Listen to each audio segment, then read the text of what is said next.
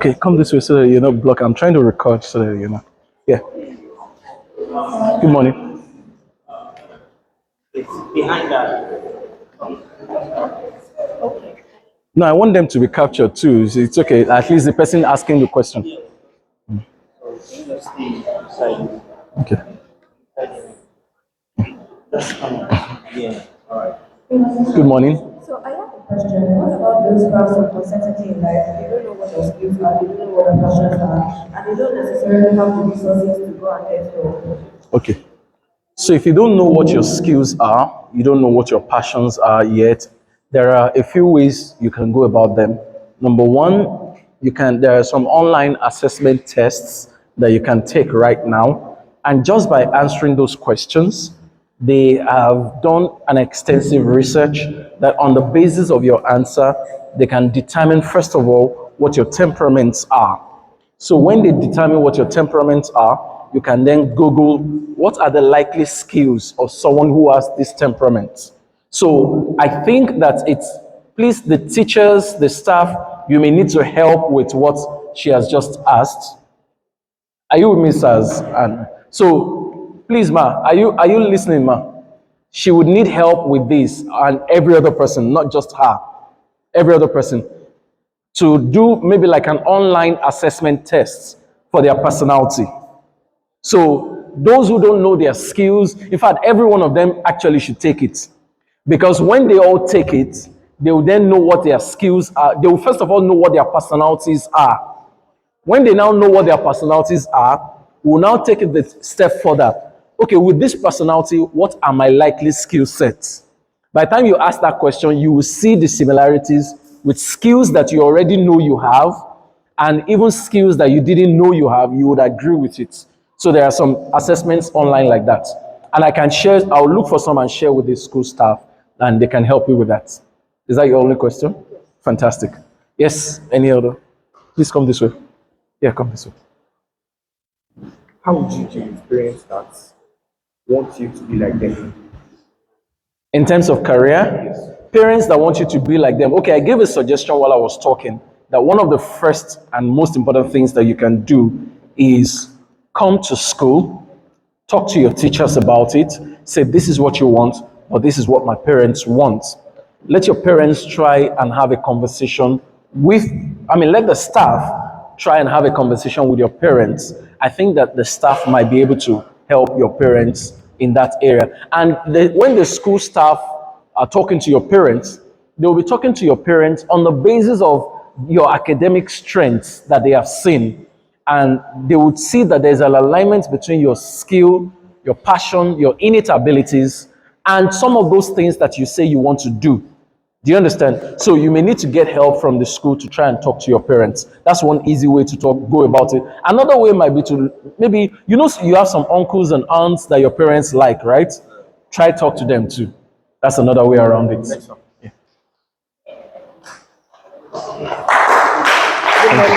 Morning.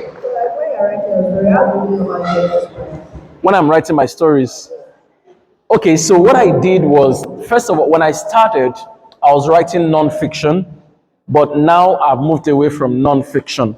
So what I simply do is to write books that talk about life lessons, personal development, becoming a better person. For example, one of the last set of books that I wrote is titled 10 P's to Prepare for Your Future.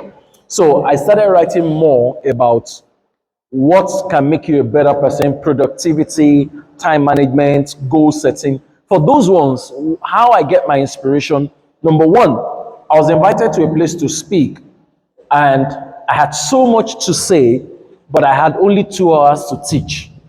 At the end of the day, I said to myself, why not just put it in a book if you have so much to say and there's not enough time to say it? And it happened the second time. They asked me to come back to that same place to train a group of entrepreneurs on goal setting and time management. I had a lot of slides to teach them, and I didn't even cover half of my slide. So that's how the inspiration came to write it in a book. Some others, I just realized that there are things people don't know that they should know, and then I start writing them down. So it's either because somebody asked me to come and speak somewhere, or it occurred to me from when I observe people doing something that they are not supposed to do, or something they can do better. I just think, okay, I can write a book about this. Thank you. All right.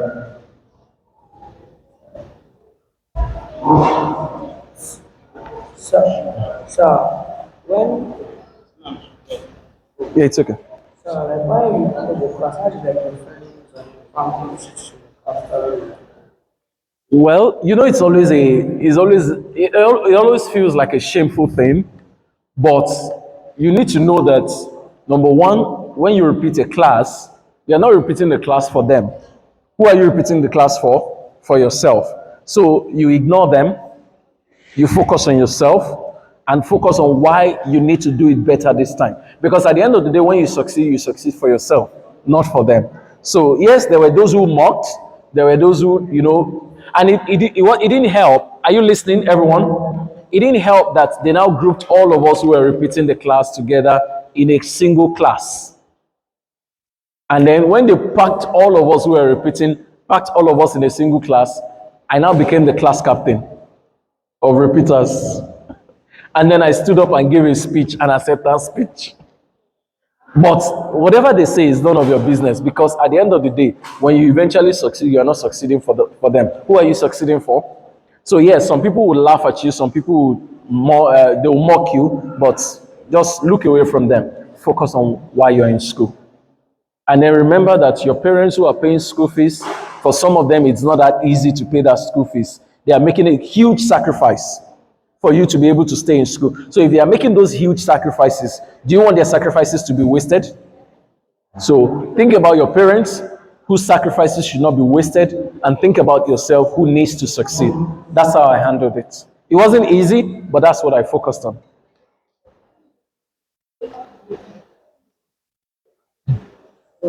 Money. How do you handle if your choice of career? How do you handle? Sorry. Be more audible. I can barely hear you. How do you handle when your choice of career has to be college, or you still want to finish schools, you still have that basic knowledge and the right qualifications? So his question is if your choice of career has nothing to do with academics. Now, there are two ways about it. There will always be something in school that helps you do that career better. So what you need to do is make sure you do well academically if you're truly sure that nothing in your choice of career connects to the academics that you're doing right now. At least, number one, literacy makes you a better person in that career. Number two, you may pick up something in one of the courses you're taking that helps you become a better thinker, that makes you a critical thinker. So that critical thinking skill that you have picked up as a result of one subject or one course that you have taken can make you more effective in that career. Do you understand what I'm saying? So your career, yes, there are cases where your academics may not be connected to the career, but there are skills you're going to pick up from them that make you absolutely better at those at the career. So pick up skills. Look at something. For example, physics will teach you a lot about principles, right? So if physics teaches you a lot about principles, when you get out of school and you're doing something, you need to solve a problem that has nothing to do with physics. The first thing you remember is that everything works by a principle. So when you note that everything works by a principle, you then ask yourself, what is the principle governing this problem I'm trying to solve? If you can pick that principle, you'll probably be able to solve that problem. So there are cases like that. Look out for other skills and principles you can learn.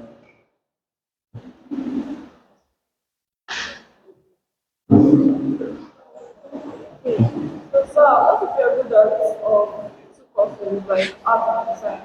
What do you do? If you're good at two different departments, arts and the sciences, well, there are people like that. But do you want the two of them at the same time? That's the question. Can you do that? Sorry? Well, it's possible to, in later in life, yes, it's possible, for example, to be a doctor and still be doing something in the arts. For example, be in the media at the same time. It's possible to be a doctor and be a writer at the same time. Yes, in the future you can combine careers, but the most important thing is for now, which one do you really want to choose? Which one is the most important for you? So once you've decided which is the most important for you, then I know that, trust me, even for some of us who are adults, up until the last minute, some people still don't know what they want to do with themselves. Even as I speak today, trust me, some of your parents don't even know what they want to do with themselves. They are doing something today just because it gives them money. But what they really want to do, they've not started doing it. But if you're doing it for the sake of knowledge, fantastic. There's no problem with that. But for the sake of, oh, you have to do WAEC, you have to go, or Becker, or you are going to write WAEC at senior secondary level, you have to choose one. Do you struggle with the sciences? You struggle with the sciences. Please stay with the arts if you struggle with sciences. Once you notice you struggle with anything, it's better. Look, it's a simple rule. I think I said it when I was speaking. Any course that you study, you struggle with, what do? Stay away from it. Once you notice that you struggle with a course, you have a choice now. It will be too late by the time you get into the secondary school, senior secondary school, or you get into the university. At that time, you would not have a choice anymore, except until you graduate and have to do something else. However, please listen carefully. All books closed.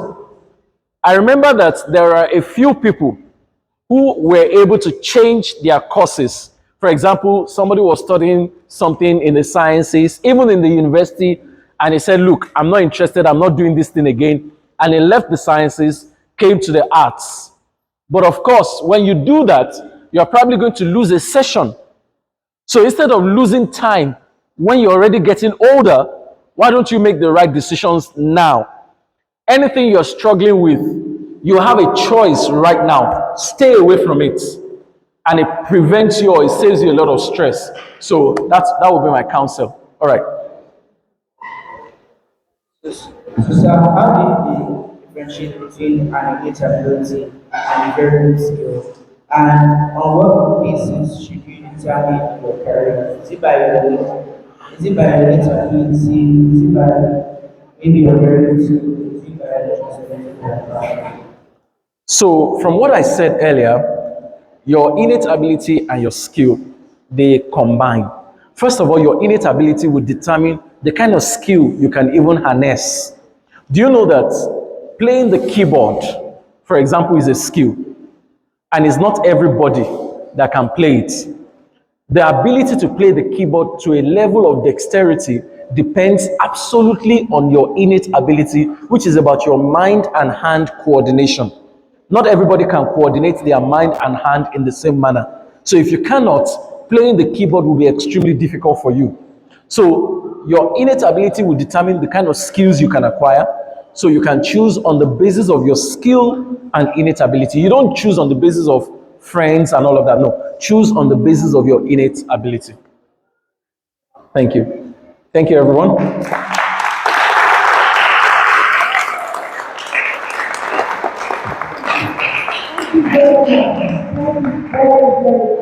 Okay, I need to say this very quickly.